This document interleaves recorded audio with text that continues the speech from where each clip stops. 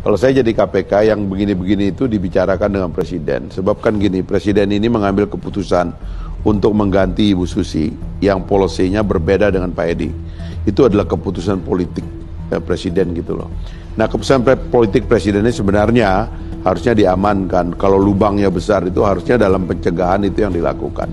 Tapi ya saya kan nggak ngerti. Diamankan tapi bukan berarti ketika ada tindakan penyelewengan itu juga dibenarkan. Ya, dong? tapi kalau dia sudah dengan Presiden bicara bahwa ini ada potensi permasalahan, kan kita juga bicara kiara. Jadi Anda mau katakan seharusnya diselamatkan oleh Pak Jokowi begitu? Bukan, kan gini, negara itu bekerja. Saya harus menerjemahkan omongan politik Anda, Bang Fahri. Negara itu bekerja sebagai sistem.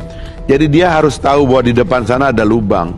Tugas dari penegak hukum, terutama para pencegah ini adalah dia bilang, Pak, di sana ada lubang. Lubang itu suatu hari bisa masuk kaki orang atau juga bisa kaki bapak. Supaya orang menghindar dari itu. Itulah cara kita bekerja dalam negara. Kalau bicara pencegahan, kan saya sejak awal sudah menyampaikan pencegahan untuk tidak melakukan ekspor baby lobster.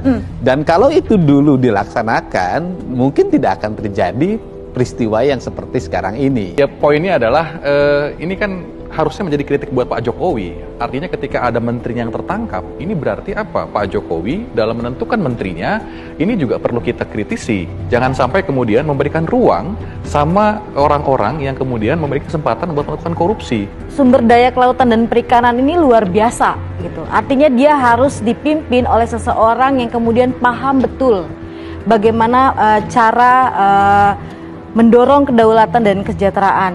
Terbukti belum beberapa lama kita bicara seperti itu kan ada rekrutmen 22 staf gitu ya.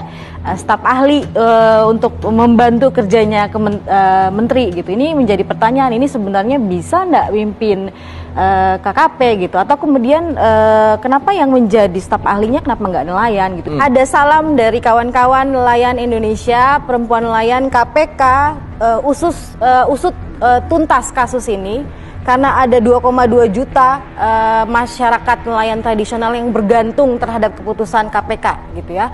Artinya tidak boleh tata kelola kemudian nahkoda besar Kementerian Kelautan dan Perikanan ini ditaruh kepada orang, pada ya aktor lah ya, yang kemudian dia syarat dengan kepentingan tertentu gitu. Ini yang menjadi penting gitu. Kalau memang tidak sanggup, ganti saja. Nelayan tidak sanggup, perempuan nelayan juga sanggup. Perempuan nelayan, ada usul Pak Jokowi kalau mau reshuffle gantinya Menteri KKP adalah nelayan perempuan.